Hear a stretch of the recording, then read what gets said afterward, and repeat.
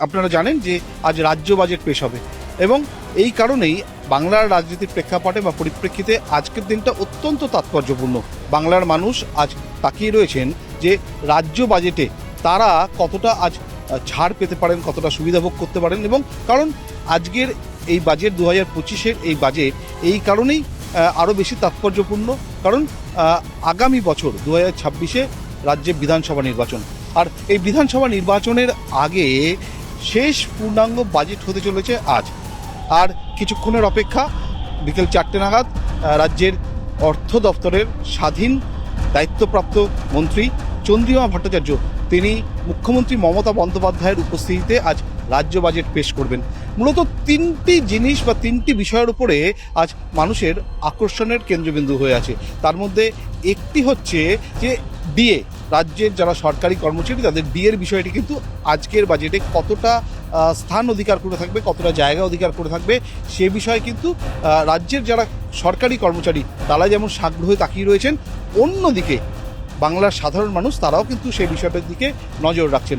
ইতিমধ্যে সরকারি যারা কর্মচারী, সরকারি যারা কেন্দ্রীয় সরকারি কর্মচারী তাদের সঙ্গে রাজ্যের যারা সরকারি কর্মচারী তাদের যে ডিএ, সেই ডিএর পার্থক্য প্রায় 30%-এরও অনেকটা বেশি।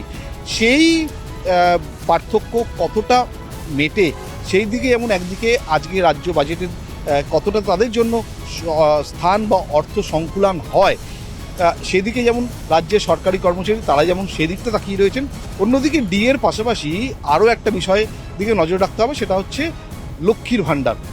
কারণ আমরা জানি যে লক্ষ্মীর ভাণ্ডার এই রাজ্যে 2021-এর নির্বাচনের আগে লক্ষ্মীর ভাণ্ডার ছিল রাজ্য সরকারের তুরুপের তাস। সেই লক্ষ্মীর ভাণ্ডারে আদৌ কোনো বাড়তি অর্থ এই রাজ্য বাজেটে রাজ্য সরকার তারা বরাদ্দ করেন কিনা, কিংবা করলে কতটা করবেন। কারণ বারে বারে বলছি যে 2026-এ বিধানসভা নির্বাচন এই রাজ্যে, এবং তার আগে এটাই শেষ পূর্ণাঙ্গ বাজেট। সেই হিসাবে বা সেই পরিসরে এবারের বাজেট কিন্তু অত্যন্ত তাৎপর্যপূর্ণ। এবং আরও একটি বিষয়, সেটা হচ্ছে আবাস যোজনা। কারণ আমরা জানি যে 2023-24 বা 24-25-এ যে বাজেট রাজ্য বাজেট পেশ করা হয়েছিল সেখানে একদিকে যেমন ডিএ সেটা যেমন বাড়ানো হয়েছিল, অন্যদিকে জনমুখী বাজেট করার একটা পরিকল্পনা বা জনমুখী বাজেট করার একটা অভিমুখ নির্ধারণ করেই কিন্তু রাজ্য সরকার এগিয়েছিলেন। যেহেতু 2026-এ বিধানসভা নির্বাচন রয়েছে, তাই এবারের বাজেট কতটা জনসম্মোহিনী হবে বাংলার মানুষের জন্য সেদিকে কিন্তু লক্ষ্য থাকবে। কারণ ইতিমধ্যেই কিন্তু বিরোধীরা, অর্থাৎ রাজ্যে যারা বিরোধী পক্ষে রয়েছেন তারা কিন্তু ইতিমধ্যে এই বাজেটকে নিশানা করতে শুরু করেছেন। তারা ইতিমধ্যে বলতে শুরু করেছেন যে যে বাজেট পেশ হতে চলেছে সেই বাজেট হবে দিশাহীন। কারণ যেহেতু সামনের বছর নির্বাচন রয়েছে, বিধানসভা নির্বাচন রয়েছে এই রাজ্যে, সেহেতু রাজ্য সরকার গঠনমূলক বা ইতিবাচক কোনো বাজেট পেশ না করে যাতে জনসম্মোহিনী কিংবা মানুষের জন্য মানুষের ভোট পেতে যে ধরনের বাজেট করা হবে সেরকম একটা লক্ষ্য রাখা হবে, এরকমই একটা আঁচ করা হচ্ছে বিরোধী দলগুলো, রাজনৈতিক দলগুলো সেটাই বলছে।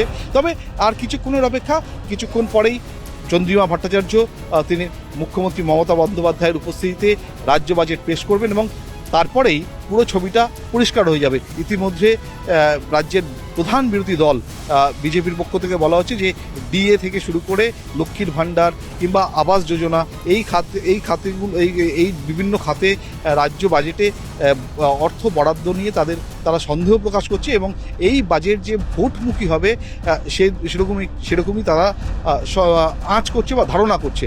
কিন্তু আদতে কতটা আজকের বাজেট বাংলার মানুষের পক্ষে যায় সেদিকে কিন্তু সব পক্ষই আগ্রহের সঙ্গে তাকিয়ে রয়েছে।